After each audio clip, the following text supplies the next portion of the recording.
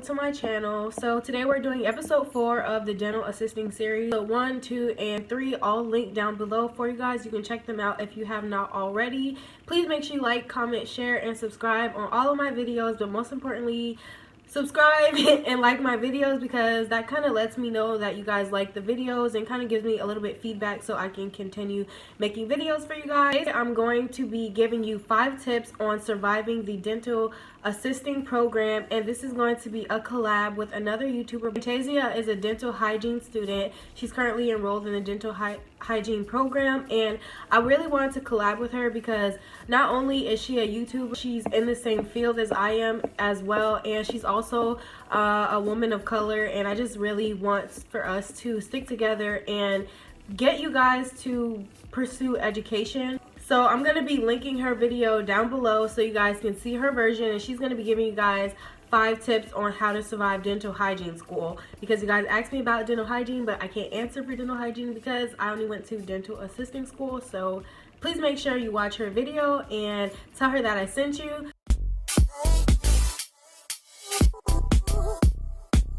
I usually try to wait a week or 2 before filming another video just so you guys have time to watch it and leave me questions, but I'm just deciding to film this video now, so I'm going to get to the ones that I can remember offhand. So the first one was a comment, and you asked me to recreate this hairstyle that I did in the last video, which I did. That video will be linked down below for you, so go ahead and check it out. Another question that I got was how I paid for my school. Fortunately, was given the Florida prepaid plan by one of my grandparents. So basically, Florida prepaid is when your parent or your guardian or just somebody puts money into a savings account basically for you to go to school. When you go to college, it's a lot cheaper, so you don't have to worry about financial aid and paying for your classes and things like that. Now usually people start when you're a child, but I think my grandpa started when I was in high school, and he started putting money down so that way when I got ready to go to college, I wouldn't have to worry about paying for school out of pocket. Granted, Florida prepaid is good for the state of Florida. I think you can go out of state with it, but it just would be better if you stayed in your state. It does not cover my books and my living stay, and I do not get a refund back from that, but it does help me when it comes to getting a refund back from financial aid. So I do receive the Pell Grant, which basically free money for you to go to school. It's a grant for you to go to school, so you apply at FAFSA.gov, I believe. I will also leave that website link down below if you're in high school or you just need more information on how to fill out FAFSA. You do need your parents' information depending on your age and if you're not married, and a bunch of other factors as far as like what they do for a living determine how much you get back from financial aid. So Florida prepaid and the Pell Grant really helped me along with my schooling, so I don't have as much loans. I did take out loans just because I also needed to help cover my living expenses, because when you are in the dental assisting program, it's hard to work because you're there 8 to 5. So if you can work a night shift, then you can try to do that, but I just decided to use my Florida prepaid and apply it to my classes and also take out a loan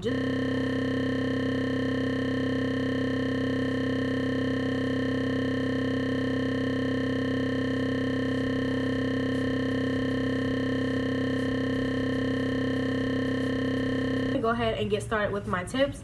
So my tip number 1 to surviving dental assisting school is establishing connections with your peers. This is so important, not only in dental assisting school but in college, period. Like, it is so important because you guys need each other. You are the only ones who know what you're going through in that program, and sometimes the people previously before you, they don't want to help you.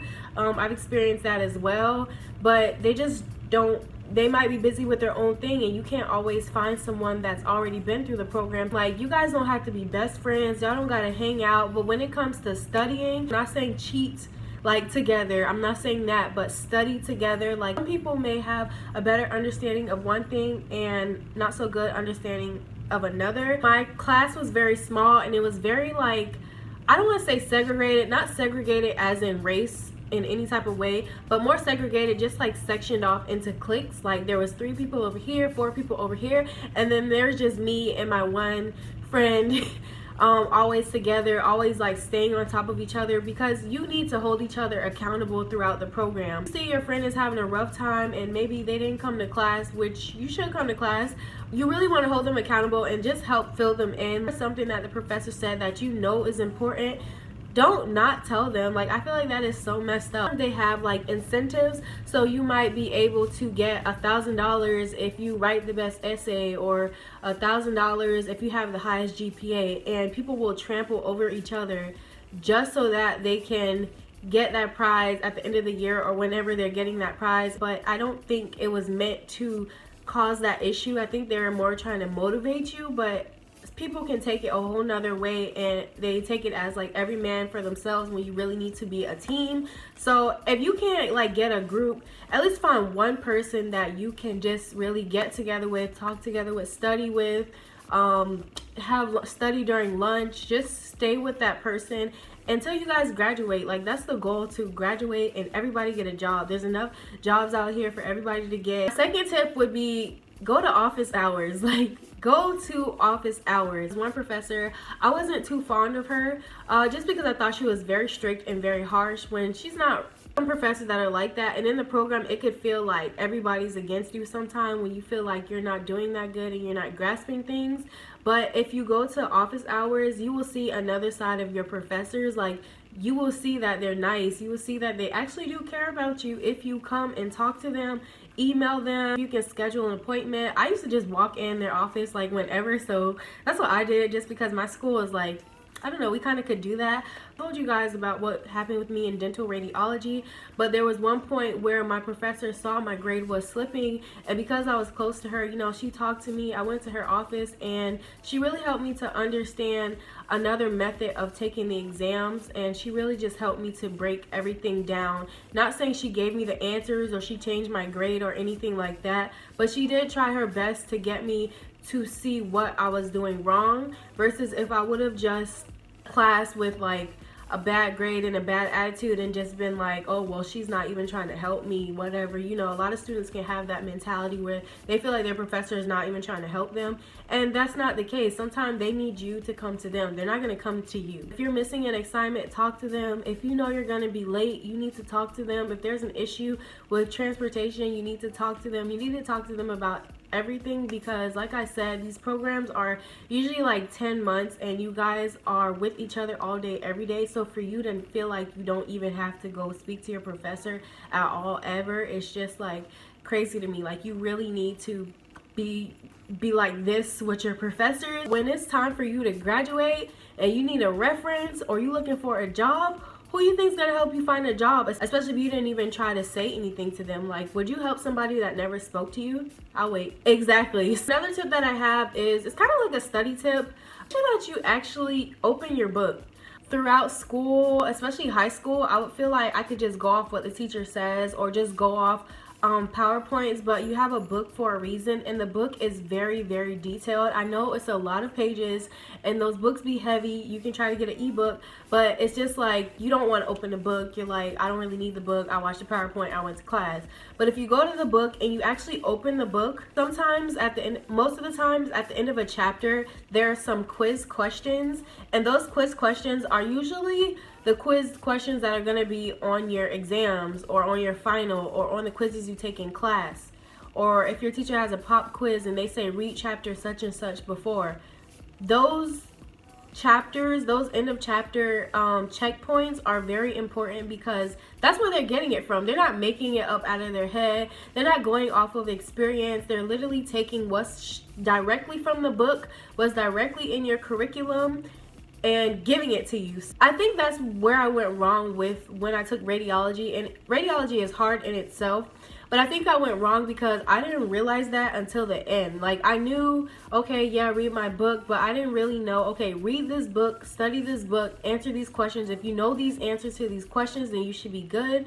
Sometimes also in the book, there will be like a little website at the bottom and a barcode. If you scratch out that barcode, you can enter in that barcode into the website that's in the book, if you guys get what I'm saying, and there you can find sample questions, because that's what I'm doing right now in school. Our textbook has like a link inside that we can find questions. So make sure that you're like reading your book.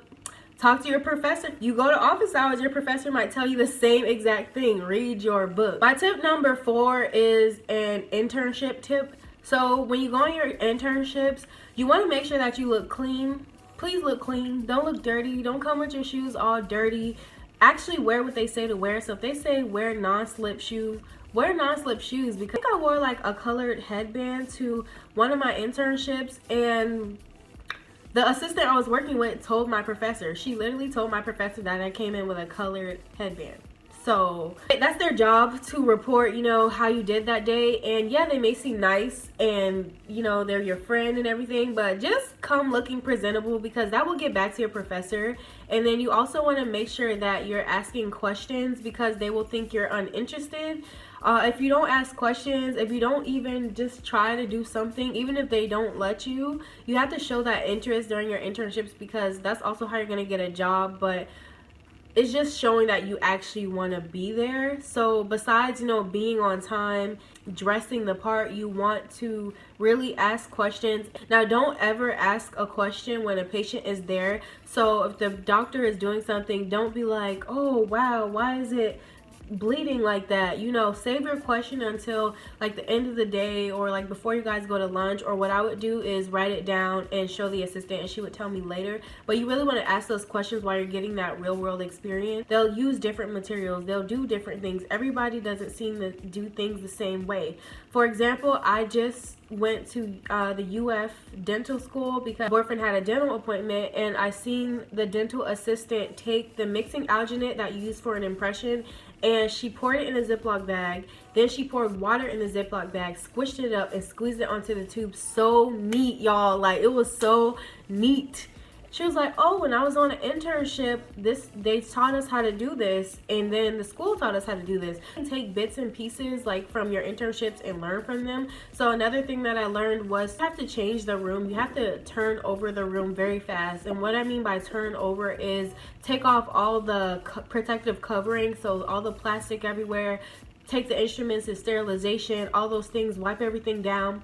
But something I was struggling with, which is so stupid, like unstick the plastic bags. And that's even an issue I had at home, like opening trash bags. Like, I would just be doing this for a long time, like just struggling. And the assistant was like, what are you doing? I was like, trying to open this bag. And she's like, just take a little water, wet your fingers or wet the bag, and it just opens. So that's another tip. Like, ask questions, be very observant, just really be present in that moment. Like, just soak it all in and be present and be happy to be there. Just be happy, because it's not gonna last always, and you're gonna wish you were back at them interns. Then my last tip would to be take care of your physical self and your mental self. The programs can be very stressful and physically draining and mentally draining, especially when you're trying to learn all of this. And the thing about dentistry is it's very detailed. It's just a lot to take in, especially when you're new to it and you've never seen it before. I know saying get 8 hours is like pushing it. At least try to get 5 or 6. Like, I know staying up all night studying can be like the thing, like you want to pass and everything. Not working or something on the weekend, really try to get your rest when you can, because that's really going to take a part in how you're learning and how your overall attitude is. You want to try to make sure that you're maintaining your mental health. Throughout my program, I went to go see the mental health counselor at my school, which is free. If you attend a school, some schools do give you like 3 free counseling sessions. And I went to her, and although I don't feel like she's the right therapist for me, it did help talking to somebody who had no type of bias. She wasn't my teacher, she wasn't my friend, she wasn't a family member, she wasn't my mom, she wasn't my pastor's wife. It was just some lady who I could talk to, and really like a good therapeutic experience. I think a lot of the times students like to neglect their mental health, and it's very important for you guys to get your sanity. So whether you find that through going to church, going to counseling, my therapy through making these YouTube videos, making sure that you take care of you, because you have to be here to be able to graduate. So if you're stressed out and freaking out all the time, it's going to be very hard for you to not only learn but be a good dental assistant and a good student overall. So those are all of my tips. So you want to make sure that you are studying with your peers, your classmates, people who are in the same field as you, going to your teacher's office hours, reading your textbooks, doing those practice quizzes, showing up and being present in your internships, and taking care of yourself both physically, mentally, and emotionally. And I hope you guys enjoyed those tips, and I will see you guys in the next one. Bye.